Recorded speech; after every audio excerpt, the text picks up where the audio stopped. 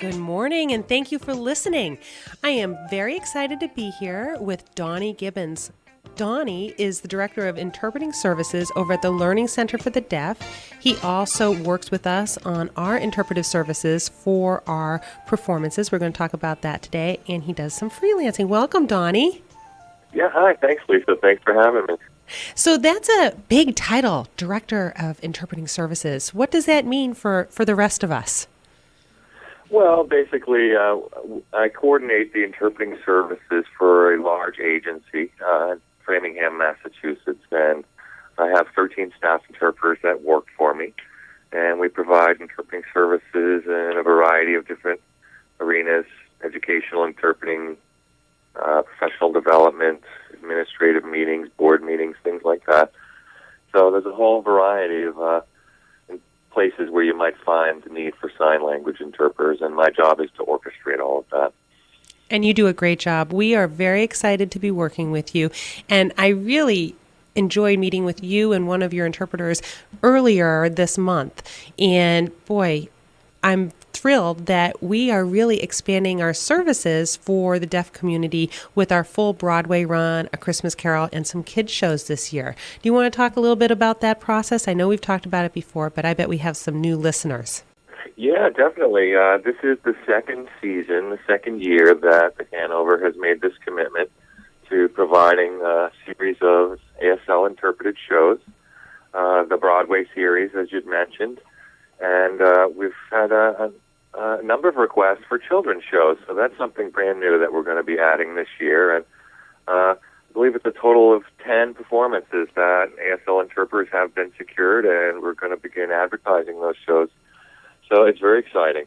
It's going to be great, actually. And yes, it is 10 shows, and I'm really thrilled about the children's shows being interpreted because, boy, that fits into our mission of fostering that love and appreciation for audiences of today and tomorrow so well, because it's the young theater goers that are going to be tomorrow's theater goers. Absolutely. We did have a handful of children that showed up last year for the Christmas Carol performance, which is a great show for all ages. And I'm sure that we're going to see a larger turnout this year for not only the children's shows, but any of the holiday shows as well. I think so, too. And so just so that everybody knows, I did talk with Brian Burke. He's our box office manager. And so you know Donnie, too. He has reserved seats, about 20 seats in the orchestra on the far left, and the interpreter will be right there in front of the stage, right in front of where your audience will be sitting, so that it's easy to see the interpreter as well as the stage, and there shouldn't be a lot of rubbernecking back and forth. It's really all within the same sight line. I think that was really the area that had worked best based on last year's experiments. Yeah, the need for preferred seating is rather necessary, just given the fact that this is a live ASL interpretation. You really need to be in close proximity of the interpreter, and as you had mentioned, the rubbernecking, you want, for ease of viewing, you want to be able to see the stage and the interpreter all within the same sight line. So hence the need for the reserve section in the front, and for those patrons who plan on attending, they're going to be in for a real treat. It's not all the time that you get to have, sit in some of the best seats in one of the best theaters. So it's just it's going to be a great experience for those people who plan on attending. It is. And, I had the privilege of seeing an ASL interpretation of a service that I went to where there was singing. And I think that it's really important for people to note who may not necessarily need ASL services, but to understand that it's very beautiful. When people are signing to songs, there's a lot of expression that goes into that. Do you want to comment on that at all? Sure. Well, music always poses a little bit of challenge for the ASL interpreters. Music is almost a language unto itself, and to take that message and translate it into a foreign language, say, sometimes things may get lost in translation. So we work very hard at providing a message equivalency and a visual message equivalency. So, as you mentioned, sign language is inherently beautiful to watch. The hand movements, the facial expressions, the body language, all of that really does lend itself to theater and performing arts. So we spend a lot of time going through scripts, but the majority of our rehearsal time is focused on translating the music and trying our very best to come up with an artistic equivalent.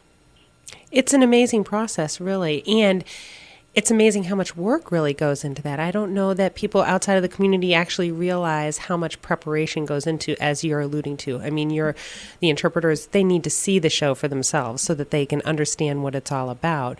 But with many of our shows, they're here for a weekend. So even if they come to opening night, which is Friday night, and they are interpreting the Sunday evening performance, which is how it works for our Broadway shows. For children's, it's the Sunday at 4 performance. But so all of our Broadway shows, they really have a weekend of intensive study and contemplation. So obviously they need to start well before that week in reviewing the script and perhaps soundtracks. What else do they end up doing? Yeah, we try to get a hold of the script as early as possible. We already know the dates of the shows and who will be the interpreting teams for each of those shows. So we work with the theater to get the scripts in hand. So often, at least a month, 2 months in advance. We definitely rely heavily on soundtracks, any kind of access to the music, whether it be on CD or MP3. But we also use YouTube quite a bit, too, to see various clips of different performances and really focus on our songs and our solos and really trying to capture the spirit and intent of the storyline, the characters, the music. So a good 2 months is probably a rule of thumb in terms of total preparation time for a Broadway musical. Right, and that brings us right to our first show that's going to kick off our Broadway series, Memphis the Musical. For people who don't know about this show, it's going to be coming to the Hanover Theater November 1st through 3rd, and it's about this very brave and courageous white radio DJ who wanted to change the world, and a black club singer who's ready for their big break, and he started playing her music in the center of the dial. This is based on a true story, so there are all sorts of great themes that are still current and relevant today, as well as great symbolism. And what's really fabulous about this particular show is the music and the dancing and the visual aspects, which is such a great opportunity for families to come and enjoy a musical. Everybody enjoying this in their own way. And it's just such a great addition, I think, to be able to offer to a family who has somebody who requires American Sign Language to come and see a show like this. Have you seen Memphis the Musical before, or will this be a first time for you? This will be the first time for me, but from what I understand, it's a musical with a 50s theme. So the 50s style music is still quite popular today, and these themes of diversity are still relevant in everyone's lives today, and they're particularly relevant within the deaf community, being of a minority culture and a minority group trying to gain access and acceptance in the community. I think it'd be quite enjoyable for those people in the deaf community who want to come out and see it. Why? And this is a Tony Award winner for Best Musical. So there's no joke about the quality of this show. It's going to be fabulous.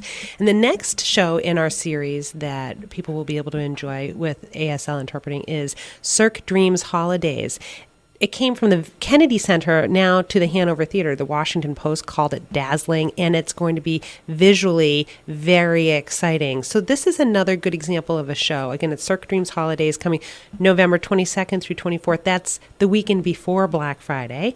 And because of the visual aspects to this, there's really not a lot of dialogue, which makes it even, I think, more interesting and somewhat challenging. So how does the interpreter deal with that when it's really visual, music, and a little bit of singing? Well, the good news is we have a really great plan, and the plan is that we're not going to be doing a whole lot of interpreting. We're going to be on site. We're going to be making all of the patrons feel comfortable and at home, and they'll gain access to all of the announcements. But historically, Cirque du Soleil does not have very much dialogue at all. Maybe a few words sprinkled throughout the performance, but other than that, we're going to enjoy the show. And what I also that historically, because of its visual nature, it's very, very popular in the deaf community. A great many of my deaf friends and colleagues have seen Cirque du Soleil a number of times because of that very reason. Its visual nature is just perfect for the deaf audience. Oh, it's going to be great. But just to be clear for everybody listening, this is not Cirque du Soleil, it's Cirque Dreams. It's a Cirque-style type of show, and I just need to make I just need to make that differentiation so that people have the right expectation. But it's the same type of show. And when we've had our Cirque Dreams performances before, like Illuminations and Jungle Fantasy, very colorful, vivid, lots of acrobats. It's it's a visual explosion. The next show in our series that you'll be involved with is the 6th annual production of A Christmas Carol. And I just have to say for the record, this is another really fabulous performance. Troy Siebels does a great job with his adaptation. It's full of surprises. Again, it's so much more visual than I think anybody could imagine unless they've actually seen it before, because the sets, the backdrop, the costumes, it is all just perfect. You know, it was designed by the same people who are designing the Broadway sets, the tour sets, the costumes. So again, there's a lot of visual excitement, which sometimes people think of A Christmas Carol and they don't picture that. They picture more of a dry, dramatic reading. There's definitely some serious tones to A Christmas Carol, and there are some scary scenes. But it's a really great show. Now, you guys have been to A Christmas Carol before, obviously. Do you think that you'll have the same interpreters back this year, or do you think it'll be a different... we have the same interpreting team scheduled for as we had last year with Sharon Klipstein and myself. You're right. I was able to see the show a couple of times in preparation for last year's show. We interpreted it twice, and I loved it so much each and every viewing that I had to bring my kids. Oh, it gets better every time. It really does. And they also enjoyed it. Yeah, it just doesn't get old. It's a classic, Charles Dickens. So the shows that really then pick up in January would be that gloriously Broadway Sister Act. That's coming January 2nd through 5th. We've got Jersey Boys, which that's a 2-week run. We do have an ASL performance for that. That run is January 21st through February 2nd. And boy, there's going to be a lot of rich interpreting in that one. Trust me. Yeah, that's the one on the slate that I'm most looking forward to. I happen to be a Frankie Valli fan, so And have you seen the show? I have not. Oh my gosh! So I'm really, really excited. I can't wait to dive in with the preparations and get to see the show. It's going to be fun. Donnie, I have to say that if you haven't seen it and you are a Frankie Valli fan, you are going to lose your mind, because I saw this on Broadway. And yes, I like Frankie Valli and the Four Seasons. And don't forget, we had the actual Frankie Valli at the Hanover Theater during our grand opening year. And so I was prepared to think that it was a great musical. I was blown away because it's his true story, and it talks about some good, some bad, and some ugly as far as what those people, what the Four Seasons went through on their way to stardom and the struggles that they had, and they're very, very human. Not only that, but people of all ages are going to love this music, because the music is just such a part of our culture, and I don't even think it matters how old you are. You're going to recognize every single solitary song in the score. So that's going to be a really great show. We are all looking forward to that. Then we've got the totally traditional Man of La Mancha in late February 28th through March 2nd, and then Ghost the Musical, generously sponsored by Wind Development, and I'm really looking forward to that, June 5th through 8th. I loved the movie. The musical is going to be really fabulous. The lyrics were written by Dave Stewart, who is from the Eurythmics, and Glenn Ballard, who was a co-writer with Alanis Morissette on the multi-platinum album Jagged Little Pill. So that is going to be really phenomenal. I'm really looking forward to that. And then we've got these kids shows, which is really fun and really cool and so great from an educational perspective. And we've got one of those coming right up with Dinosaur Train Live, Buddy's Big Adventure, and that's in partnership with the Ecotarium. That's coming up October 20th, and we've got 2 performances, Sunday at 2 and at 4:30, and the ASL performances at 4:30. I just want to go through the other 2 children's performances. Disney's Junior Live on Tour, Pirate and Princess's Adventure. Again, that's November 15th, Friday at 1, 4, and 7 p.m. So again, that 4 p.m., great time for the ASL services. And then Sesame Street Live Can't Stop Singing in January 17th through 19th. And it would be the Sunday 4:30 performance that your team would be at. So let's spend a little bit of time and talk about your team, Donnie. Sure. Well, just let me plug these children's shows again. I'm really, really excited about the addition of the children's shows. I know that there's been a great number of requests over the last year to have this added, and the theater has made a commitment to doing that. Interpreting children's shows has been a staple of my entire career. It's really how I got into performance interpreting, and it's definitely something I'm looking forward to doing. So I mentioned that I have an particular expertise with children's shows and music as well, and the rest of my interpreting team are also very seasoned and experienced performance arts interpreters. John Henry is from Rhode Island, and he's been interpreting theater for a number of years. He's previously interpreted 2 or 3 of the shows on this year's slate, so we'll be recruiting him and his experience to be part of those shows. He's teaming with Judy Friedman-Fast, who also worked at the theater last year with us on our team. Somebody I work with very frequently is Sharon Klipstein, and she and I have had lots of experience interpreting music and theater. She's got a very special talent for delivering the lyrics of a song visually in ASL. And we're adding a new interpreter to the team this year, another veteran interpreter who has been recruited to join our team. She also has been working with John Henry in Rhode Island. She had previously interpreted Sister Act and Jersey Boys. So we're going to be sure to incorporate her experience and her talent into the interpreting team this year. We have all 10 shows covered at this point, so we're looking forward to the next steps now, and let the theater and their marketing team take care of their thing, and then we can dive into the scripts and start getting more comfortable with the characters and the music. Oh, it's going to be great. I'm really looking forward to it. And like I said, I have seen your team in action. I have met quite a few of them. Every single person is lovely, and I can only imagine how fulfilling and rewarding it is to go ahead and interpret for especially children. I'm just picturing when you were talking, having them look at you with their adoring, happy little eyes, and so glad that they know exactly what's going on as Buddy is talking about his train ride, perhaps. Who knows? Yeah, well, in our field of sign language interpreting, we take these particular assignments very, very seriously. It's a labor of love. The amount of time that we put into it, and the level of seriousness we take in really doing the best job possible.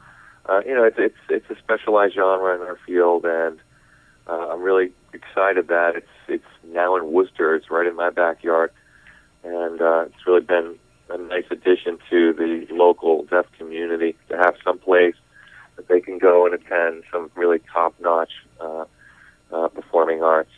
Well, we are looking forward. Yes, and we are looking forward to expanding with you as well, and including more people in our Happy Theater program. So is there anything else that you would like to share with people? How about if people want more information about what you or your center does, the services that you provide? Sure. You can always look us up online. It's the Learning Center for the Deaf. Our website is www.tlcdeaf.org, and there's a whole slew of community services that are available. There are sign language classes, interpreting services. We have an audiology clinic. We have consultation services for public school districts. We really do a whole lot of things at our agency. We're the best kept secret in the Metro West area. So if you're interested, you can learn more information on our website.